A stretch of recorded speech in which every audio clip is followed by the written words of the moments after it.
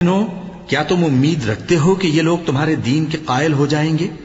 حالانکہ ان میں سے کچھ لوگ کلام اللہ یعنی تورات کو سنتے پھر اس کے سمجھ لینے کے بعد اس کو جان بوجھ کر بدل دیتے رہے ہیں، اور یہ لوگ جب مومنوں سے ملتے ہیں تو کہتے ہیں ہم ایمان لے آئے ہیں، اور جس وقت تنہائی میں ایک دوسرے سے ملتے ہیں تو کہتے ہیں جو بات اللہ نے تم پر ظاہر فرمائی ہے وہ تم ان کو اس لیے بتائے دیتے ہو کہ قیامت کے دن اسی کے حوالے سے تمہارے پروردگار کے سامنے تم کو الزام دیں۔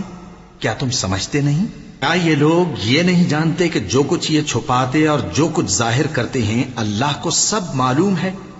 اور بعض ان میں ان پڑھ ہیں کہ اپنی آرزوؤں کے سوا اللہ کی کتاب سے واقف ہی نہیں، اور وہ صرف اٹکل سے کام لیتے ہیں۔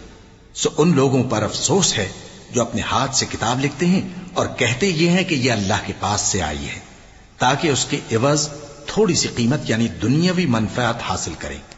سو ان پر افسوس ہے اس لیے کہ بے اصل باتیں اپنے ہاتھ سے لکھتے ہیں، اور پھر ان پر افسوس ہے اس لیے کہ ایسے کام کرتے ہیں۔